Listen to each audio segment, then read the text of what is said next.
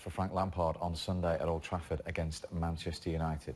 Tim, you've been in his situation. What will he feel on Sunday for the first experience as a Premier League manager back at his club? He'll be nervous. Listen, he's had an opportunity to manage Derby, and let's make no bones about it, he did average. He did par at Derby, getting them to the playoffs. It's nowhere where they haven't been before. But he never had a fantastic group of players. He's gone now, he's had a magnificent opportunity to go in at Chelsea, where he was a legend as a player. It's completely different now. You've got to earn the right. You've got to earn your stripes as a manager. He has to gain that respect of the players. He's fortunate that they've got a two-window ban, so they can't buy any players. So his influence... Fortunate in what respect? He's fortunate because... time, you mean? Yeah, I think he's going to be given the time, but also I think the owner there, Roman Abramovich, wants to try and change the philosophy of that football club, and I think Frank gives them that opportunity, along with Jody Morris, who's his assistant, and Joe Edwards, who will come in there and work. They have good knowledge of the academy there and the young kids who are coming through. Timore, the boy he had at Derby, Mason Mount. You know, you're going to see them introduced into the squad this year. So the reason I say I think he's lucky, I think you don't need a trophy manager if that trophy manager can't go out there and just spend all the money that God sends.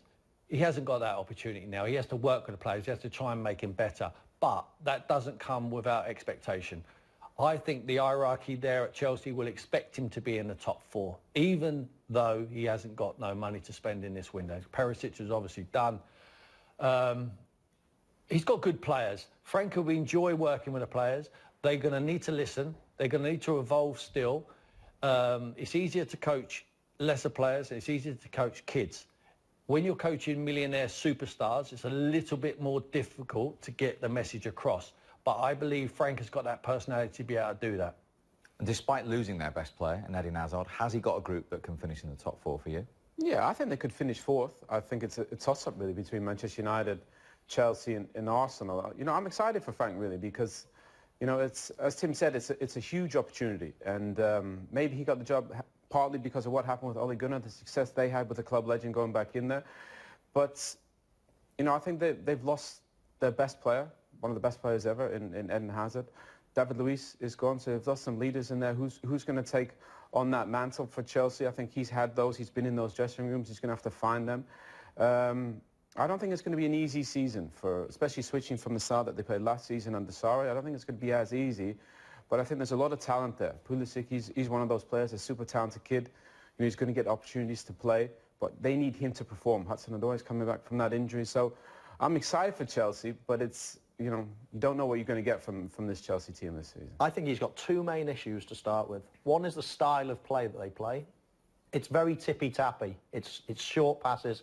And we hear that Frank Lampard is trying to expand that, trying to get his players wider, more width. So when they lose the ball as well, they're actually in positions where they're not all out of position, you know, all circling around the ball. I think Kante will probably come into his more natural position as well this season. So I think trying to get that back to where it was is one of his issues. And I think the second one is to, as Tim alluded to, is to sort the dressing room out. I'd go as far as saying that dressing room has possibly been the hardest to manage over recent seasons. For what reason? In the Premier League. You hear a lot of things coming out. They never seem to like the manager. If they don't like the manager, it seems to be a check. And that might be the culture of the club. I mean, we see for many, many years now that Chelsea have a real, you know, turnover of managers. And I think that the players in that dressing room have been, you know, quite hard to manage, let's say. It's a tough dressing room to convince. And I think Frank Lampard has got, that's one of his biggest challenges, to convince everybody that he's the right man within the dressing room. And I think that's his second biggest challenge. Just to pick up on Owen's point there, David Luiz is currently having a medical at Arsenal ahead of a reported £8 million move to the Gunner. Now, what Michael's saying there is David Luiz perhaps an example of that? And is that perhaps Frank Lampard's first test as a manager this week with David Luiz? Well, we're speculating, but I think that the conversation would have went... I think Frank would have been very honest with the players. I always felt it was the best policy. As in coming from a player myself, always talk and be honest with the players. And I think he would have gone to David and said, you're not my number one choice. You're going to play bit part. If you can still go and sort yourself out and go and find another club, I'm happy for you to leave. And I think that's exactly what he's done. It was a good option to go to Arsenal. It's another big club, still in London. His family all settled there. Frank's got to look beyond David Luiz. He's got to look to build for the future, and he's got a tough job ahead. He knows he has a tough job, but the beauty of Frank Lampard being such a legend of that club, he's going to get more time than anyone coming from the outside without the reputation of Frank Lampard. He will get more time, but that time is not unlimited. You know, he's going to get the season. Of course he's getting the season, but if he doesn't finish in the top 4, they might look elsewhere. What fascinates me, Tim, because you've been in this situation, Chelsea have always been criticised for not giving young players a chance. Yeah. They've got 40 out on loan. Yeah. Now they are. Frank's going to do that. You did that at Tottenham. You've done that at Villa. But how difficult is it to give them an opportunity in a team that isn't a top team and still hit that target of the top 4? Not difficult at all, in my opinion. I think that you have to judge them on a level playing field with your superstars who have come in the door. Now, whoever's training on the training field and doing the best get the opportunity to play. Otherwise, it's an unfair playing field, and the kids will never feel like they're getting an opportunity. The managers they've had previously are just want superstars all of the time. The fans almost want superstars. Now the Chelsea fans, you hear, want their own. They want their own. Because Hudson-Odoi has come in and done so well, Loftus-Cheek has done so well, and they get the opportunity. Now, the 50, 100, 70 million pound player, let me tell you, they'll let you down as well. They finished 10th 3 seasons ago, or whatever it was. Not because they played all the kids, because them superstars were mercenaries and they wanted the down tools at the right time, and they left that club in a mire. The kids won't do that. The kid coming through your academy, you cut them in half, they will bleed blue. They will bleed the colour of that football club because they care more than the mercenaries who are coming in just to pick up their money so their wives can go and shop in Harrods the rest of the week. But I think the biggest issue for Frank is going to be that number 9 position. They haven't replaced Drogba really since he's left. So who's going to get the goals for that Chelsea? I think that's the biggest issue. I think the team is good, goalkeeper is good, defence is very good. Rudiger is one of my favourite centre-backs in the whole Premier League.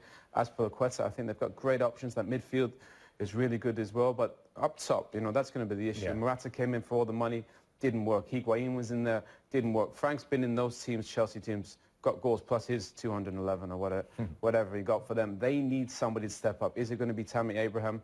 They've had so many issues over the past couple of years. If that doesn't materialise, it's going to be a difficult season for Chelsea. Just getting back to the younger player, obviously it's a younger player who burst through. Does it give that hunger to a squad when you get 2 or 3 in there that we expect Chelsea to have? Absolutely. And I think Chelsea have had the taste of it as well. OK, Frank Lampard came from West Ham, but he was there really early. So I think they've been able to hang their hat on some young players, John Terry and Frank Lampard, for a long period of time. They've been retired a few years now, and I think Chelsea fans are probably yearning for it again. And they're going to get it again. I mean, it's not a secret that Chelsea have got one of the best academies in the Premier League. I mean, there's so much talent in that academy. So it's about time they started producing them into the first team. They've had a taste of it last season, with Hudson-Odoi. So I think we're going to see a lot more, and I'm looking forward to seeing a lot more because you hear so much about it. Let's see them on the big stage. OK, Chelsea away at Old Trafford on Sunday.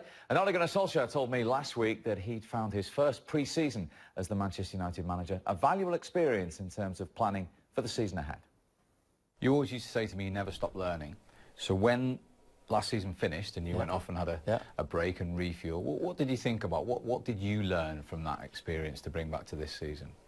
You learned a lot, but then again, there's fine margins. That mentality, mental robustness, we lacked maybe towards the end. When the going got tough, I thought we just got the margins against us, and that's very easily done. You're a human being, but you've got to be resilient, you've got to be trusting yourself and your teammate no matter what the circumstances and what everyone around says. So we've just battened down the hatches, we're working together, we know we have to stick together as a team, find this feeling of we are Man United.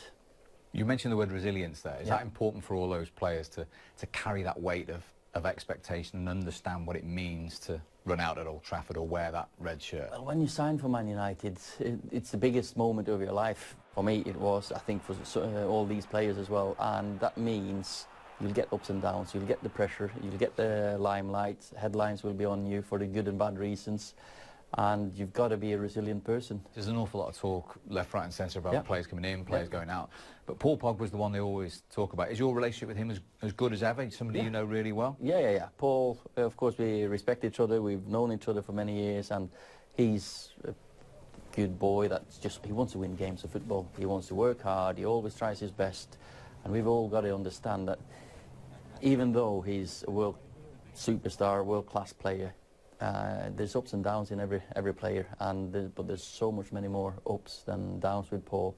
So far pre-season he's been spot on. And is he someone as a manager you feel you can build a team around, a successful team around? Well, I think any good player at Man United would have to have that feeling that I can be a big part of this squad, and Paul obviously is one of them. Do you set a target this season in your own mind, publicly or privately?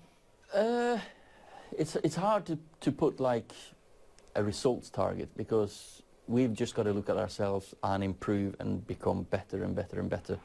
And how quickly we can improve and how big strides we can make in short periods, that's up to us to do. And I believe that you'll get what you deserve in football. You have to earn the right to win games, you have to earn the right to win trophies, and if it come April, May, I expect us to be challenging for trophies. Insightful from Ole Gunnar Solskjaer after his first pre-season as the Manchester United manager. Owen, you and I bumped into him in this very building the other day. How big a challenge has he got now, having had a pre-season for this season for Manchester United? Massive. I mean, he's such a great guy, and we all love him. And last season he came in a difficult time and you know, gave them a boost. But you know, to finish where they did, as far behind as they were of Manchester City and Liverpool, you know, for a club like Manchester United, that's not the level. And it's going to be difficult. You know, one of the first things I said to him was the teams he played in, the teams I played in, is one of the first things we spoke about when he took the job, the leaders in the dressing room. You know, he doesn't have that. And that is such a difficult thing, I think, for if you're a manager, if you don't have that reference point. And, you know, I think to the other top 6 teams, all the other teams in there, that starting 11 picks itself. I don't know what Man United's best team is. You know, I think there's a lot of good players in there. But I just feel like this was a window, transfer window, where they could have signed some top players, which could have made them take a big jump, like Liverpool did with Alisson and Van Dijk. And they're good players, but they're not going to take Manchester United to win the Premier League. So it's, you know, it's 4th at best, and it's that transition period that they spoke about last season. I was fascinated when he was talking to me there about the end of last season and how he saw a lack of robust, a lack of attitude, a lack of character in a Man United player. But how difficult is it, bar 2 or 3 additions, to turn that around for him? I think it's really difficult when, you know, he had a response. They were playing for nothing really for large parts of last season. And then he came in and had a response, and all of a sudden you think, wow, Manchester United gonna qualify for the top 4 here. A couple of bad results, and then I thought down in tools, it looked as if it was out there. You know, you've got nothing. It was almost bear in mind, there's some World Cup winners in there, some successful players in this team. Did that disappoint you? Yeah, but I feel that when you've got something to chase, it really brings you together. It really makes you, you know, go and get it. When you feel as if it's out of your reach, it's just so disheartening for these players that are used to challenging for the big ones to go on and just win for the, you know, to come 6th or to come 5th or whatever. So I think it's hard to say that, but that's the feeling you get when you're a champion like a lot of those players are. Then it's very hard to chase a Europa League place. Let's say with when you're going against some of the other big teams, let's say. So I think it's going to be difficult. I totally agree with Owen. I think there's been a couple of good signings, but good is all they are really. For 150 million, I'm wanting a lot more, you know, to get excited about for that. And, you know, and Harry Maguire, yes, they need a centre-half. Wan-Bissaka, 50 million for a full-back that is a good defender, but I'm very sceptical about how good he is on the ball. It's not got me excited. You know, I'm thinking their target now really is top 4. When can you ever say that about Manchester United team? We'll get into the ins and outs of those individuals in 1 second. I'm just interested for you, going back to managing dressing rooms with Ole Gunnar Solskjaer now, and as I say, he's had his first pre-season. When you look at what he's got in that dressing room, is that a difficult task, do you feel, to get all those married together, heading in the direction he wants them to be? Yeah, looking in from the outside it is. I don't know them individuals, but Ollie, that's part of his job. He needs to get used to knowing the individuals, and sometimes I don't think you come out of the womb being a leader. It doesn't happen like that, Steve. You make leaders, and it's up to managers to make leaders and give them responsibility. I mean, we keep talking about Rio, and Owen mentioned him a few times today. When he went to Man United, he wasn't no leader. He wasn't a leader.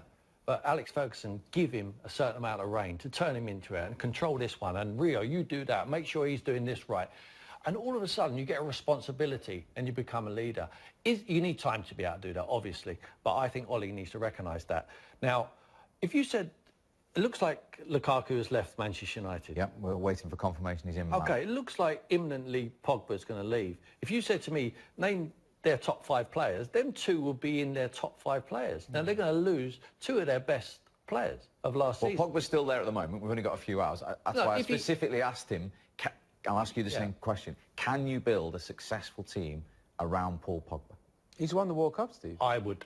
For me, yes, Steve. As a player, I don't know what he's like as a... But this isn't France, Owen, is it? There's the same group of players and there's a different... But the point is, you said, can you build a team? He's been on teams that have won. Great teams. Juventus, been in Champions League finals. He's been in every competition. What he's achieved as a young player... So what's the difference then? What's the difference in a red shirt? Steve, where was the sporting director at Manchester United? They spoke about that for 3-4 months. Manchester City, the reason they do business, they never miss on a player, is because they have everything boxed off. You know, and I don't understand how Manchester United can be in this position now without having that position addressed. Paul Pogba can function in teams when it's built well around him. It's not. And that's why I said, go back to the first thing I said about who's going to start for Manchester United in that first game. I don't know. But you can pick City's team. You pick Liverpool's team. You probably pick Tottenham's team. Probably even Chelsea. Even Man United fans, I don't think, are going to know who's going to start. So Paul, when he's in the right team, can function. But because it's not built well, he's also not functioning. I think it's not everyone else's fault all of the time. Paul Pogba has to look at himself and in the mirror and say, am I doing enough? Yeah. Am I doing enough? How can I help the situation? He has to come together. If Ollie recognises him and Lukaku, whoever the other players are who he feels are his mainstays, Maguire now, for sure, at that sort of money, playing in that position, that responsible position at the centre half of Manchester United, has to be one of them leaders. Now, he has to get a cartel together. And the rest, together, they will police the dressing room. You asked these 2 guys, when they went in Man United's dressing room, so Alex Ferguson didn't have to manage them. He never went in the dressing room. He didn't have to manage them. It was the players what managed themselves, and it policed the dressing room. You have to create that culture, Steve. It don't just happen. Now, Pogba, for me, is one you should have got on side. It might be too late now. Could have had him on side, got all the ability in the world, worth spending the time, worth giving the babysitting to.